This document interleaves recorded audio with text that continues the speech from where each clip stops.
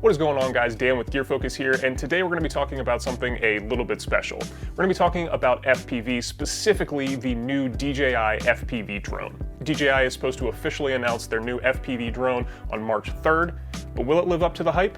Let's talk about it.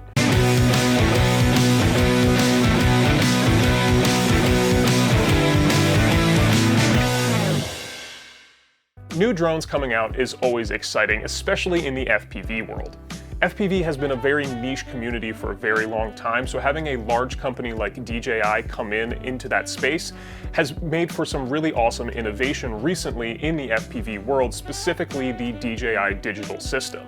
The DJI digital FPV system is bar none the best video transmission system that you can get for an FPV drone, especially if you're just doing freestyle or if you're doing some cinematic filming. Before DJI released their digital FPV system, everything was analog. Now, the benefit of analog is there is absolutely no latency. However, the downside of analog is the video looks kind of terrible. Now, for some people, the downside of the DJI system is the cost of entry. DJI stuff has always been pretty expensive. The goggles alone are almost $600. Plus, you need the camera, and so in order to get into the DJI FPV digital system, you're looking at about $800. So for some people, that's way too much money. But like I mentioned, the DJI system is bar none the best video system in FPV today. But now that I got that out of the way, I want to talk specifically about the new DJI drone. Now, before we dive into that, I do want to mention that everything that I'm talking about right now is based off of leaks that I've seen in and around the FPV community. The DJI FPV drone is only going to have one camera on it, and the way that the body is shaped, you're not able to attach an external camera like a GoPro or even an Osmo Action from DJI.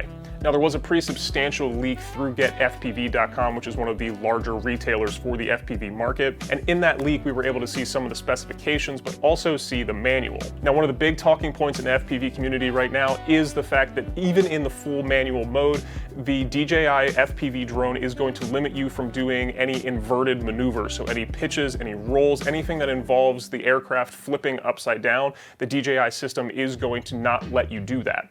There is a way to override it, but out of the box, you aren't going to be able to do that, which to me kind of defeats the purpose of FPV. The reason I wanted to make this video is because I know there are a lot of people that are interested in getting into FPV. Now, regardless of whether you decide to go with an analog system or if you decide to go with the DJI digital system, you need to be practicing in a simulator first. Now, regardless of whatever system you go with, you want to get your transmitter or your controller first. I personally use the Taranis QX7, but any system really will work for you. With that controller, you can then go into a simulator like Velocidrone or Liftoff, which is my personal favorite, and you can practice and learn FPV without spending hundreds or thousands of dollars ruining your equipment or building a drone. Now, I'm really curious to see what the price point is going to be on this new FPV system. I think it's going to be about $1,500, so that's kind of a lot of money for somebody who's just getting into it. So like I said, you want to make sure that you just get your transmitter and practice in a simulator before you do anything else and spend a bunch of money. So let me know down in the comments what you guys think about the new DJI FPV systems. I'm really curious to see what your guys' thoughts are. And while you're down there, make sure you hit that like and subscribe button, as that stuff really does help us out here on the channel. All right, guys, that's going to do it for me today. Thank you for watching, and remember, Gear Focus is always here to help you feed your passion. Peace.